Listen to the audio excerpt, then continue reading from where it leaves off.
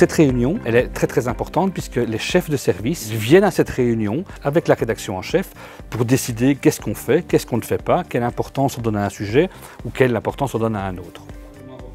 Être rédacteur en chef d'un journal, je pense qu'on peut prendre la comparaison avec un chef d'orchestre par rapport à un orchestre. En fait, les journalistes, c'est des spécialistes. Il y a des gens qui jouent du violon, il y a des gens qui font du violoncelle ou qui jouent de la flûte. Et mon rôle à moi, c'est en fait que l'orchestre ressemble à quelque chose et que le bruit que reçoivent les gens ne soit pas du bruit, mais soit une mélodie douce. Jean-Marie Winans est notre spécialiste et notre chef du service culture. Ce matin, il a proposé d'aller à l'expo Ampin. J'ai marqué mon accord pour ça. Quand il reviendra, on décidera ensemble l'espace qu'on donne à ce sujet.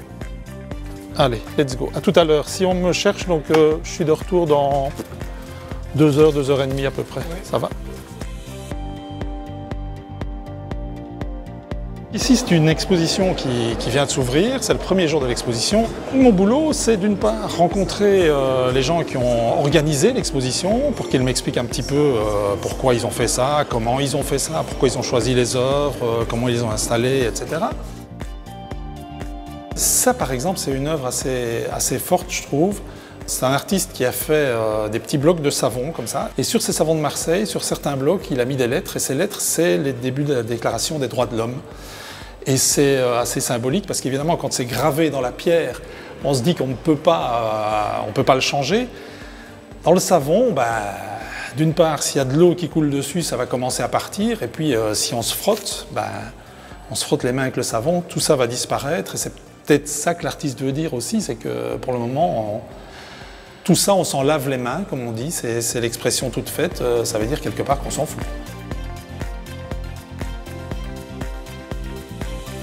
Donc si tu ne la vois finalement qu'à 16h45, forcément ça n'ira pas. Donc,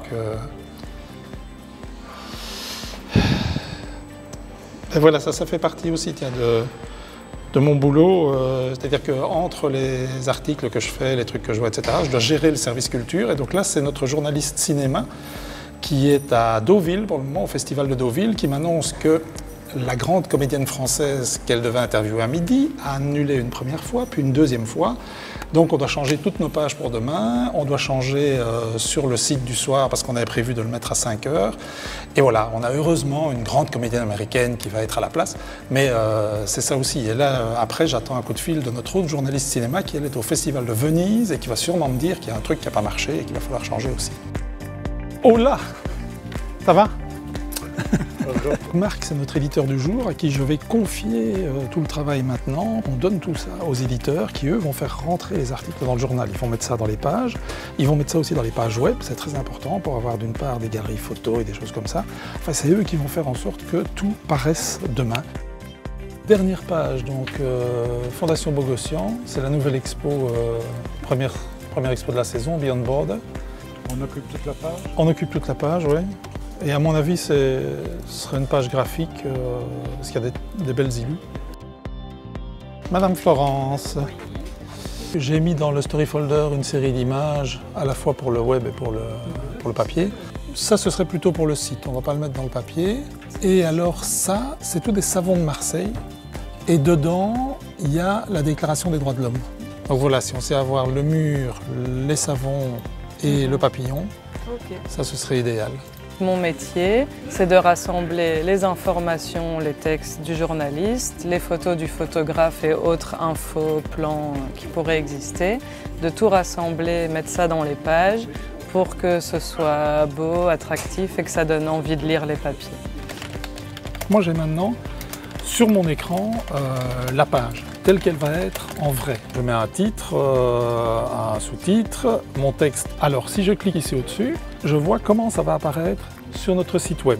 On va avoir une grande image en ouverture, des petites galeries photos, je peux passer toutes les images de l'expo. Et puis j'ai mon titre pour lequel je vais mettre maintenant toute une série d'intertitres. C'est important pour le web d'avoir des intertitres pour rythmer la lecture. Depuis plusieurs années déjà, on a développé un travail pour justement ces nouveaux supports qui sont essentiellement le téléphone mobile.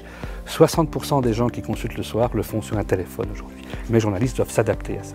Alors écrire pour le papier, écrire pour le web, aujourd'hui ça fait partie de notre métier à tous. La plus grosse différence, c'est que d'abord on commence par écrire nos papiers pour le web, parce qu'on veut qu'il soit le plus rapidement possible mis en ligne.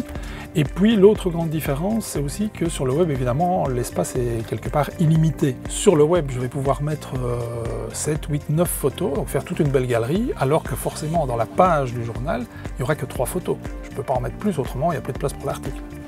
En tant que journaliste, on a affaire à des tas d'événements différents et il y a des choses qui nous font réagir, comme tout le monde. S'il y a un assassinat, par exemple, on se dit tous « Ah, c'est affreux, quel salaud », etc. Mais en tant que journaliste, on ne peut pas écrire « Ah, quel salaud ». On doit essayer de comprendre ce qui s'est passé. Donc on va aller chercher l'information, on va tout vérifier et puis on va donner les faits. Et notre avis, il n'a rien à faire là-dedans, sauf quand on fait de la critique. Parce qu'alors là, c'est ça que les gens attendent, c'est qu'on leur dise « j'ai vu tel film, j'ai vu tel spectacle, j'ai vu telle expo, voilà ce qu'il y a dans ce film, dans ce spectacle, l'expo, on raconte l'histoire, on explique quel tableau on peut voir, etc. Et puis on donne notre avis pour dire « oui, ça vaut vraiment la peine d'y aller » ou bien « non, évitez, c'est complètement raté, le film il n'est pas bon, il ne faut pas aller le voir, l'expo c'est horrible ».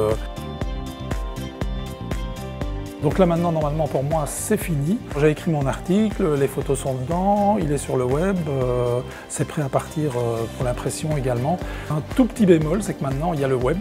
Et depuis qu'il y a le web, l'actualité n'attend pas. Donc si quelque chose se passe ce soir, cette nuit, il faudra le mettre tout de suite sur le web. Et là parfois, à minuit, on se met à réécrire parce qu'il y a une grande star qui est morte par exemple. Mais ça, normalement ça ne va pas arriver aujourd'hui. Je pense qu'aujourd'hui c'est bon, je peux rentrer, je suis tranquille.